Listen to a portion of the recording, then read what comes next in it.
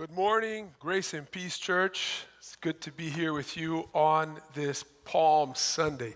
Miami's a great city to celebrate Palm Sunday because there are palms everywhere. I always think, what do the people up north do when it's Palm Sunday? And they have to import palms from South Florida or some other place.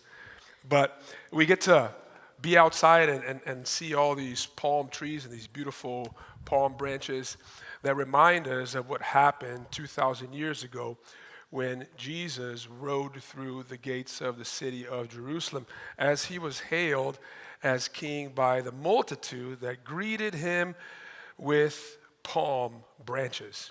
Now, what's interesting is that usually our thought is if someone is coronated, if someone is hailed as king by a people group, that things can only be expected to go better for them as, things progress. And I think that was the sentiment present in the heart of the disciples as they were with Jesus that very day when Jesus was hailed as king by the multitude. After all, they expected some sort of physical kingdom to be manifest around them, for them, to give authority and power to their movement. And what we see was that during that week, as Jesus gets into Jerusalem, that everything begins to become very disappointing for those who are closest to Jesus, to his disciples. And when we read the gospel accounts, instead of things getting better that week, things get worse really, really fast. I mean, Jesus begins to lament over the city. He laments over the condition of their worship as he walks into the temple. It stirs him to anger. Jesus has to face a death that is very close in the life of a family that was very close to him, in the life of Lazarus. There's a lot of pain leading up to what happened on that Thursday. So he is hailed as king on that Sunday. On a Thursday, he has a Passover meal to celebrate the Jewish Passover with his disciples. And Pastor David walked you through that passage last week. Today I want us to look at what happens towards the end of that meal. What happens in between that meal and the suffering that Jesus experiences the following day on Friday. What happens? What takes place? It's very intriguing that what we see in Jesus there is something that we haven't seen up to this point in the gospel accounts. That time and that moment that the gospel writer describes and narrates in the life of Jesus is a dark one. It's a very dark moment of Jesus' life, which I believe it's also very fitting to the situation where we find ourselves today in the wake of the mass shooting that happened in that elementary school in Nashville. It's a sister church of ours, just another PCA church. And, this thing hit me this week really hard, not only because we're also part of the same denomination, but because our church also has a preschool in our Key Biscayne campus that, our daughters have attended. One of them still attends. I know the pastor. I know Chad, the pastor of that church, and I know he has a 9-year-old daughter. I have a daughter right around that age as well. And so I was thinking about them and praying for them this week, and my heart was also filled with anguish. What if it was me? What if it was you? That pain became very real. And this passage, as I studied this week, became a source of comfort to me. It became a source of encouragement to me. And so if you find yourself today with a heavy heart for that which has happened in Nashville or anything else, I believe that this passage can serve as a source of comfort to you today. So I wanted you to turn with me to Matthew 26, and we're going to read verses 30 through 46, 16 verses. Bear with me. And when they had sung a hymn, they went out to the Mount of Olives. Then Jesus said to them, "You will all fall away because of me this night. For it is written, I will strike the shepherd, and the sheep of the flock will be scattered. But after I am raised, I will go before you to Galilee." Peter answered him, though they all fall away because of you, I will never fall away. And Jesus said to him, truly, I tell you, this very night before the rooster crows, you will deny me 3 times. And Peter said to him, even if I must die with you, I will not deny you. And all the disciples said the same. Then Jesus went with them to a place called Gethsemane. And he said to his disciples, sit here while I go over there and pray. And taking with him Peter and the 2 sons of Zebedee, this is John and James, he began to be sorrowful and troubled. Then he said to them, my soul is very sorrowful, even to death. Remain here and watch with me. And going a little farther, he fell on his face and prayed, saying, my Father, if it be possible, let this cup pass from me. Nevertheless, not as I will, but as you will. And he came to the disciples and found them sleeping. And he said to Peter, so could you not watch with me 1 hour? Watch and pray that you may not enter into temptation. The spirit indeed is willing, but the flesh is weak. Again, for the 2nd time, he went away and prayed, my Father, if this cannot pass unless I drink it, your will be done. And again, he came and found them sleeping, for their eyes were heavy. So leaving them again, he went away and prayed for the 3rd time, saying the same words again. Then he came to the disciples and said to them, sleep and take your rest later. See, the hour is at hand, and the Son of Man is betrayed into the hands of sinners. Rise, let us be going. See, my betrayer is at hand. This is the word of the Lord.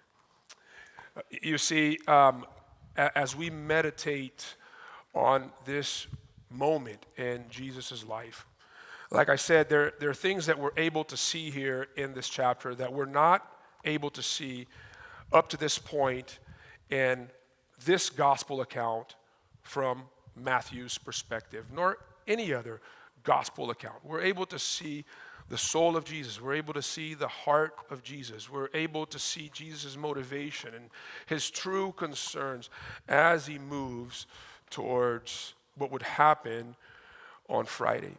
And my hope, therefore, as we look into the life of Jesus at this very moment, that we would see ourselves in Jesus. And here's what I believe is, to the degree that we're able to see ourselves in Jesus, in his humanity, Jesus begins to become more visible in us. Up to the point where you're able to see your sins in Jesus, Jesus becomes more visible in you to others. So that is our goal. And in that, as we see ourselves in Jesus, may we find comfort and may we find power to become the people that he has called us to be. So what is it that we see in this moment of Jesus' life, this dark moment in Jesus' life? 3 things we see here. First, we see his deep humanity. Secondly, we see his deep trust. And then thirdly, we see his deep love. We see Jesus' deep humanity here in this passage. I don't know if you were paying attention when we got to verses 38 and 39. Because in verses 38 and 39, we read about the progression of Jesus' suffering. So Jesus is there sitting at the table with his disciples. And a Jewish Passover meal had 4 instances. It had 4 courses to the meal.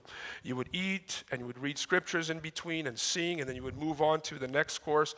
What the text tells us here, after we read verses 29, we started from verse 30 today, but after you read verses 29, you begin to notice that if you know what happened in one of those Passover meals, that Jesus interrupted the meal before it was over. Before the 4th course was celebrated, Jesus stood up and left towards the garden. He stood up because his heart was already stirred with anguish and pain. He knew, and we read in the previous passage that his betrayer was sitting there at the table with him. And as he is celebrating that Passover meal and applying everything to himself of how things would manifest itself the next day, and he's trying to communicate the depth of his love for them, they don't get it, they don't understand. And so I think in my own understanding here, there's a bit of frustration, and Jesus is like, they don't get it. And he's already sad, and so he stands up. He doesn't even finish the meal. And in verse 38 and 39, we read that as Jesus makes his way to the Mount of Olives, to this place called Gethsemane, that there is a progression of his pain and his suffering. In verse 38, let's read it again. He is walking there with his disciples, and he says to them, my soul is very sorrowful, even to death. Now I know that some of you have felt sorrow before. It's impossible to live the human experience and not experience any level of sorrow. Now, there's some of us here that have felt a deep level of sorrow, even to the point of death, where you think to yourself, it's no longer worth living. What is the point of going on with life? What is the point of going on with this? I know that there are some of you that have been there before, and here is Jesus in that place. So his sorrow starts during the meal. You would think that would lighten everyone's mood up, but it's actually going dark. And he begins to feel sorrowful even to death. And then in verse 39, and going a little farther, he fell. He collapses. It's kind of like when you receive bad news. I don't know if you've ever experienced that before. And in a moment of your life, somebody gave you really bad news. That one of your children got into a car accident, or you lost somebody, or you're fired on the spot you never experienced. There's a lightheadedness that comes to you. And you begin to see your strength slipping through your fingers like sand. And some of you have collapsed before against the wall or on the floor. You have done that because it was shocking to you. This is the point that Jesus reaches. He collapses on the floor. It's too heavy for him to be able to keep up with it. And now we begin to see that the name that was given to the garden that Jesus enters in the Mount of Olives, this garden called Gethsemane, which in Hebrew means the olive press, is the state where his soul finds itself at that very moment. The outer environment meets and matches the inner context and environment of Jesus' soul. If you've ever seen olives being pressed, and if you had the opportunity to ever go to the Mount of Olives and to the Garden of Gethsemane, you will see these little houses there where they make olive oil in the surrounding areas, and these big, huge presses with a lot of weight that come and crush the olives in order to produce olive oil, which is amazing, right? It's a gift from God. But it takes a lot of pressure, and the pressure increases as the olive oil is being made, and that is the condition of Jesus' soul at that very moment. So much so that the parallel gospel account in Luke tells us that Jesus even gets to the point where he begins to sweat blood. And I think that this is something that's mind-boggling. This is fascinating. Because let us not forget that Jesus is God. Jesus is 100% God, 100% God. And yet he is 100% man. And in this experience, Jesus showcases his full humanity. And I think that is significant for us to digest today, because there's not another world religion that will ever describe or has ever described their religion's founder in this level of weakness and vulnerability. Only the God of Christianity is described this way. It's unique. Which means this, that the God of Christianity is the only God that has ever been depicted and described by his followers as a God that is not immune to suffering. He is not immune to suffering. And I think that if you really begin to think about the implications of that, the natural tendency would be for your heart to be filled with comfort, because he understands, He gets us. You've seen the commercials during the Super Bowl. He gets us. It's true. And the reason why Jesus gets us is because he was 100% human. And he experienced everything that we will ever experience in life that has been the source and cause of pain to us. He had enemies like we do. He has had friends abandon him like we have. This text is fantastic because it shows the creator God of the universe in his full human form experiencing mental weakness. And I don't know about you, but I grew up in a culture, most of us here are Latin Americans or have a Latin American background, but we grew up in a culture that it was a source of shame to say that you were struggling with mental illness. And if anyone told a group of people that they were going to see a psychologist, like, oh, they're going crazy, right? We thought that these people were weird. And maybe you grew up in that culture and you grew up in a household like that and you've always been uncomfortable with sharing your feelings and being vulnerable with people because what they did back in those days, and maybe even to this day, was to ostracize people like that. And we live in a culture that praises achievement and success, and we have a very hard time relating and being attracted to people who find themselves in moments of weakness. In fact, I've heard others saying, I'm distancing myself from that person as soon as they've been unemployed for a long time or they've been struggling through a season of mental illness. I don't want that negativity to catch on me. But that's not Jesus. That's not the God of the Bible. He is drawn to brokenness. He is drawn to weakness. And not only is he drawn to brokenness and to weakness, so if you find yourself here and you say, hey, that's where I'm at, he is drawn to you. But not only that, he understands because he's been there before. He gets us. When we are going through moments of sadness and struggle and pain and weakness in life, it's not really comforting when those that have never gone through your experience come and try to comfort you. Have you experienced that before? I remember when Beth and I, we went through our first miscarriage. And I moved on pretty quickly. I mean, it hit me, but I moved on much faster than she did. And then one day I walk into, I think it was the kitchen, and it may have been somewhere else, and I'm trying to cheer her up, and I'm saying, hey, don't worry about it, we can try again. By the way, that's the worst thing that you can say to your spouse. And I was so lucky that she didn't slap me or curse me out. It would have been perfectly acceptable. But she did look at me and said, I don't think you get it. I was with her. It was part of our plan and part of our dream. But it was not my body. It was not something that I experienced inside of me. And the worst part is when you have, your Bible-believing Christians. And we had some of those that would come to us and quote Romans 8:28, and the Lord is good, and it's going to happen again, and et cetera. That doesn't help because the comfort that sufferers need is found in the identification of the suffering. And this is what Jesus is able to offer you and I in a way that no one can.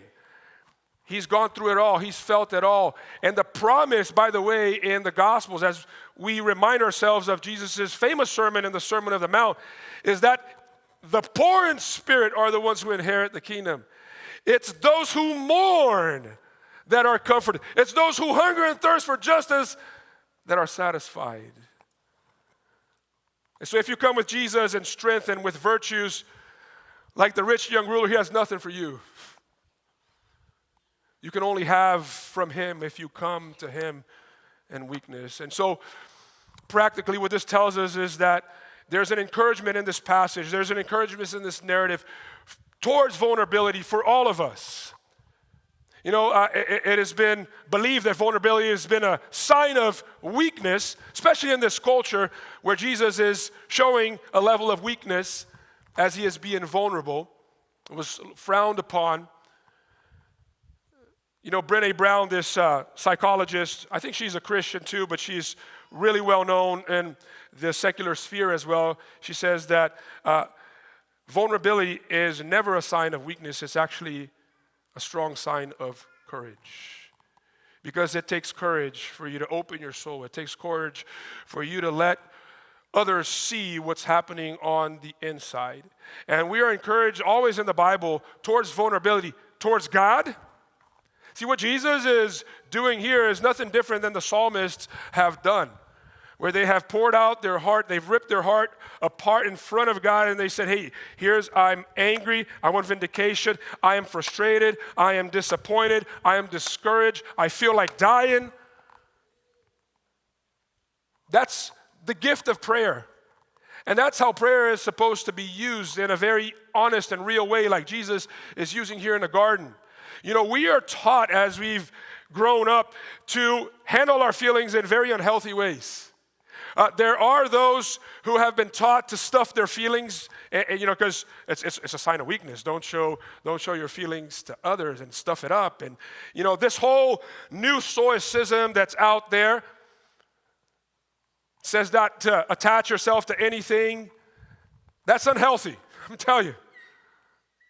And then there's some of us that have been informed by secular psychology that says, hey, just let everything out. Spill everything out. Let everyone have it. It's healthy. It's healthy to express your feelings, but the best way is to take your feelings and take them up to God and allow your feelings to be processed in His presence. That's what all the psalmists are doing. That's what Jesus is doing here in this passage. That's what you're called to do. Oh, but I'm not going to express my anger with Jesus. I'm not going to express my disappointment and my frustrations to Him. He's a big boy. He can handle it. Don't worry about it. It's therapeutic. It's healthy. It's how you grow. It's how you experience God. It's how you draw near. And we're also encouraged towards being vulnerable towards others as well. Because that's how you're truly known. And our desire as human beings is to be fully known. And you cannot be fully known if you're not vulnerable. And if you're not being fully known and you're not vulnerable, because you're not vulnerable, then you are not growing as a human, because a human that grows and evolves and matures is one that reveals himself and gets to know others, not just at a superficial level, but at a deeper level. Now, C.S. Lewis talks about that because he gets to our fears, right, and mere Christianity. When he's talking about love, he defines love as this, that to love is to be vulnerable. It's like there's no way that you can love anything, not even a pet, unless you are giving yourself to a person or to something or even to an animal. And he says that when you do that, you're always assuming a risk of your heart being broken. Because everything in this world, including the people or the things that we give ourselves to, are imperfect and they're broken as well. And there's always a risk.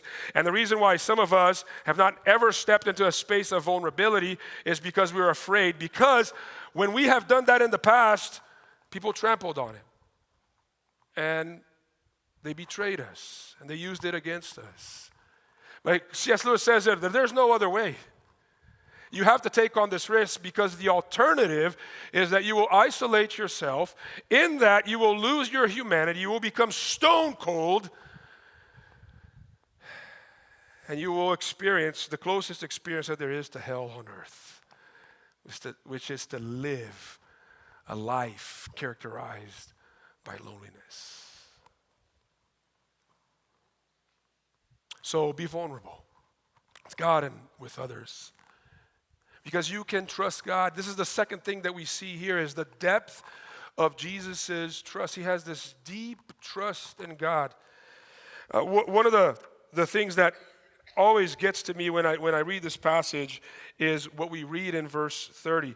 That as Jesus stood up between the third and the fourth course of that meal, he does what every Jewish person does to this day, which is to sing the Hallel Psalms. The Hallel Psalms are found in Psalms 113 through Psalm 118. They prepare you to drink the last cup, which is a cup of hope in that meal. But Jesus does not drink of that cup. He storms out, and he is walking towards the garden. I imagine here what's happening, that he is walking towards the garden of Gethsemane, and he is with his disciples, and they are reciting Psalms 113 through Psalm 118.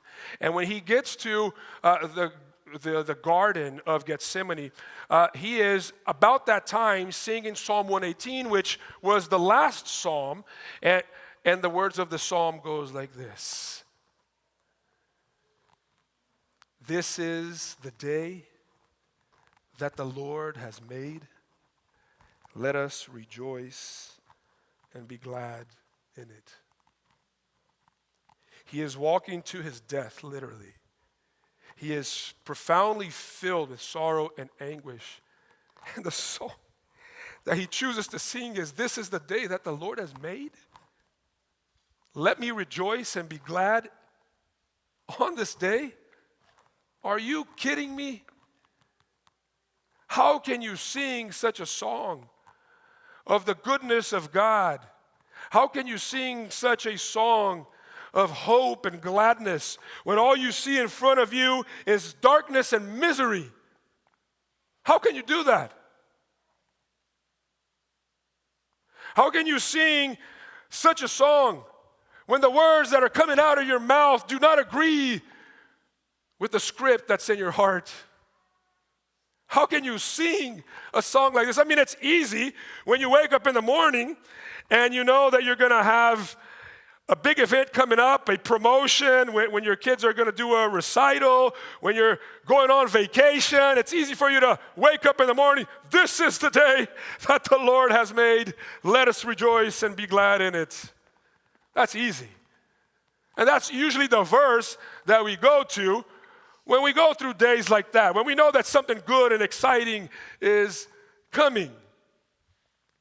On Easter Sunday, I will wake up on Easter Sunday because it's the Super Bowl of church, and I will say, "This is the day that the Lord has made.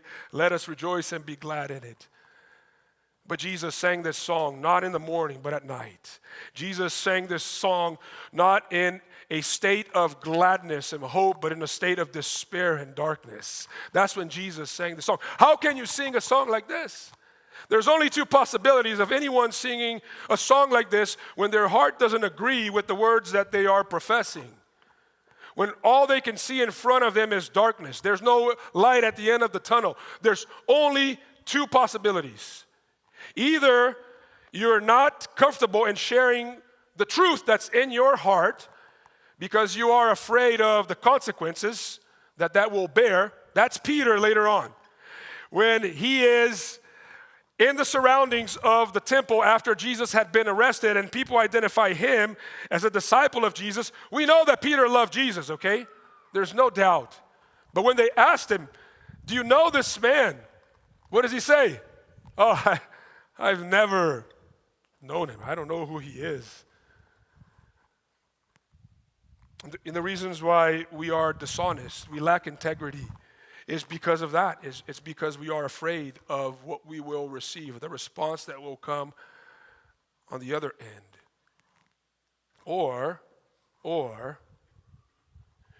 you sing a song like this in a situation such as this one, when your heart is profoundly committed to the truth and the reality that even though things do not look bright on the outside, that God can be trusted, that He is worth putting our trust in, that He is the shepherd that holds our hands and leads us through the valleys of the shadow of death in life, and that I don't need to see the destination. I don't need to see the end, but I can trust Him in the present, that my commitment to Him is in the now and it's in the journey, because He is good and He is faithful. And I can sing, "This is the day that the Lord has made," even when things are dark, if I have this deep trust in God. And so my question to you this morning is, can you sing, "This is the day that the Lord has made" today? Can you sing, "This is the day that the Lord has made, and I will rejoice in it"? In the darkest moments of your life, are you able to do that?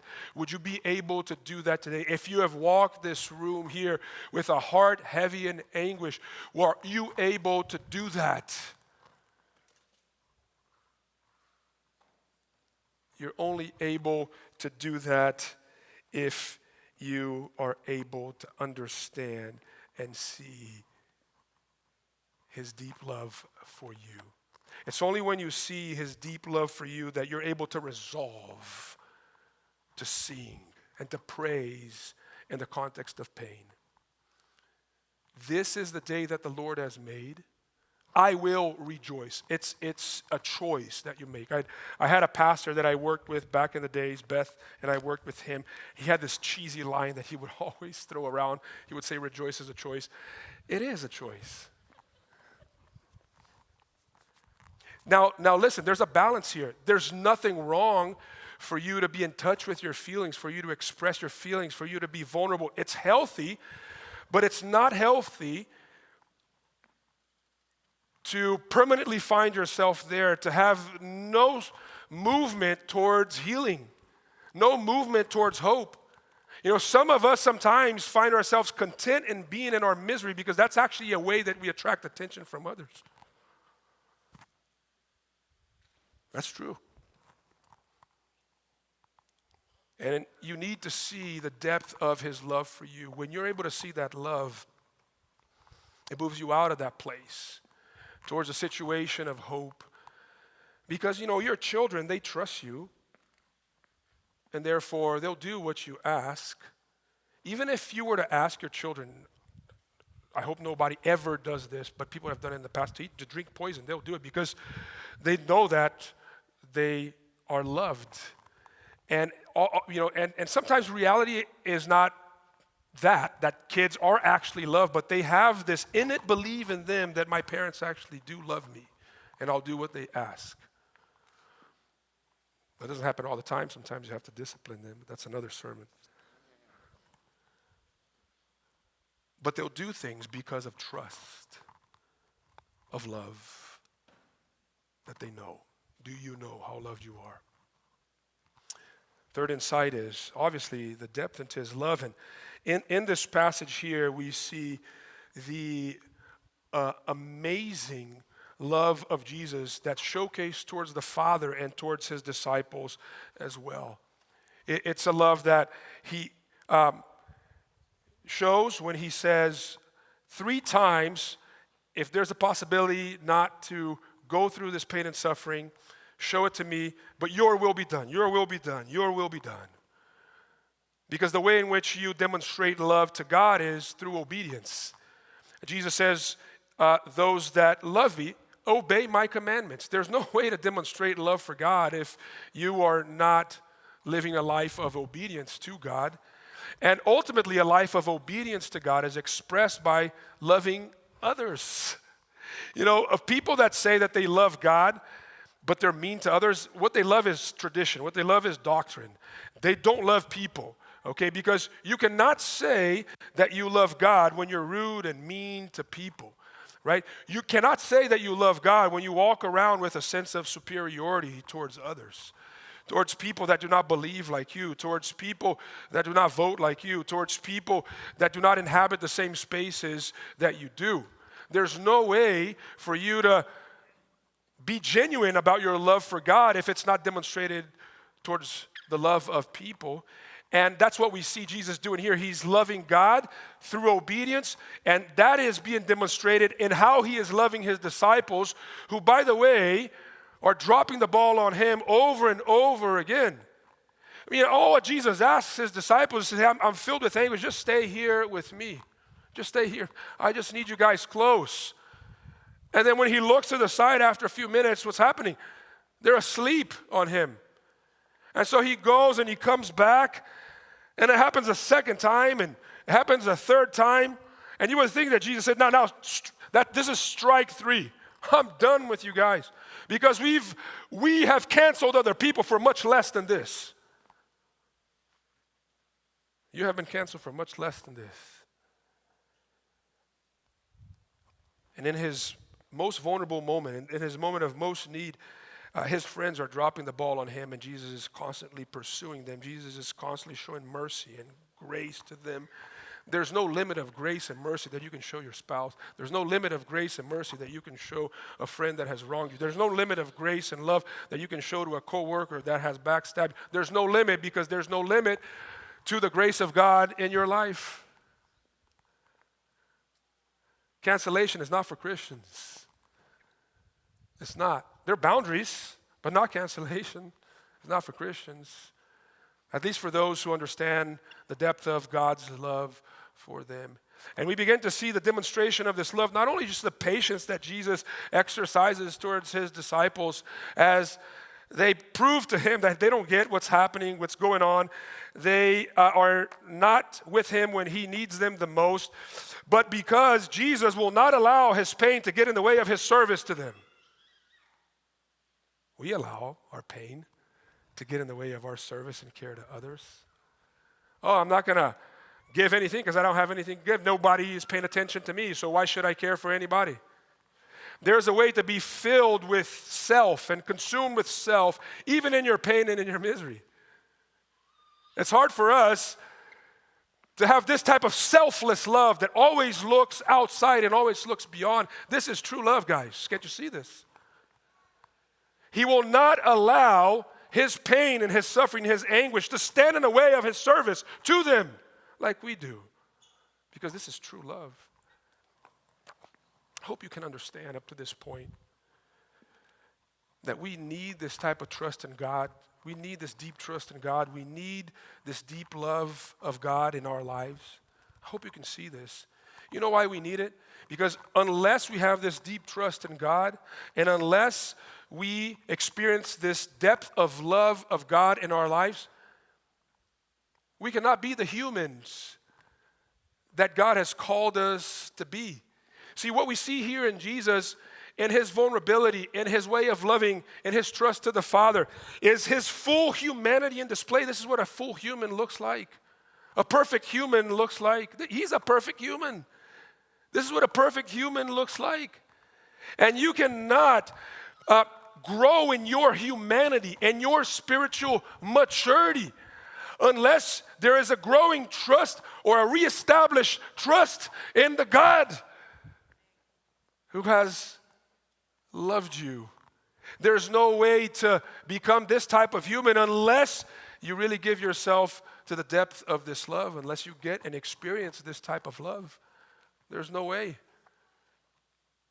If you don't experience this level of trust, you'll always be a cynical, suspicious person, especially of others that are coming towards you. And how can you be a full human filled with suspicion and cynicism? How can you repair and restore relationships if you don't have this measure of love? Now we begin to see this too, that the reason why we deeply need this deep trust and love is because this is the trust that it takes and the love that it takes to repair all of our broken tables. You know, the table that began to crack there with the disciples was later on repaired. Why was that table repaired? Because after the cross, after they saw really what Jesus had done for them, after they fully understood Jesus' love for them, the depth of his love, they were able to fully trust him and they were able to fully love him. After that moment, they gladly gave their lives, all of them, for Jesus. And they died martyrs' death. And then the Bible says that people like those are people that the world was never worthy of. Full humans. That's what we want to be. That's what the God that was in that garden that very day wants to do with you and to you today. He wants to repair your trust in him. Maybe you think that God has dropped the ball on you. He has disappointed you, has left you down. He is here to rebuild his trust with you by reminding you of his love for you. It was the meal that the disciples didn't get that spoke of the love that would be demonstrated the next day for them. And here we are after the meal, and we can look back and see, oh wow, he does really love me, and therefore I can fully trust him. I can fully trust him. I want to invite you to the Lord's table. And today I want this experience for us to be one of deep healing, full healing. Jesus is here. He wants to nourish your soul through the elements that we are about to partake. But he wants to touch your wounds as well. So here's what we're going to do today. We haven't done this in a while at Crossbridge. Jesus, let me step back here. Jesus is inviting you to his table, and he's inviting you to his healing.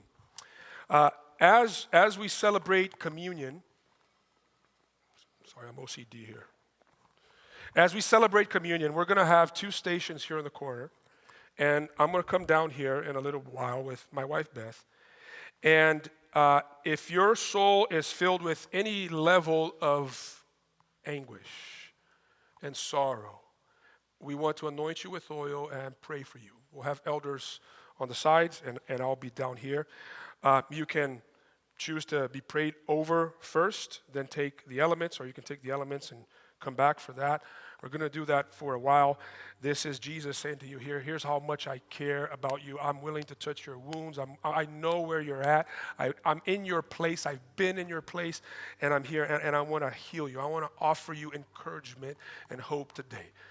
And the night that the Lord Jesus Christ was betrayed, he takes the bread and he breaks it, and he says, this is my body broken for you. I want you to eat it and drink it, this cup that I am putting before you in remembrance of me. This is a table for those who are in need of more of God in their lives. This is a table for those who come not in strength, but those who come in weakness. This is for broken people like ourselves. We need this as our body needs food every day. And Jesus is here serving us. Let me invite the ushers forward, and they will hold on the plates. And as soon as you guys can come, taking too long. You guys can come, and you can, set yourselves in your stations. And as soon as you guys come through the center aisles, as Pastor David reminded us, you can leave through the side aisles, okay? So come ready. You don't have to wait for someone else to take the elements. You can come and take as soon as you feel ready. You can take or you can take it back to your seat, and you can take it then. As soon as you feel prepared to do so, do it. But do that with the knowledge that God has loved you in Jesus, and he can fully be trusted. And if you need prayer, Fernando is here, and Jeff is there, and I'll be here in the center as well. All right. Come taste and see, church, that the Lord is good.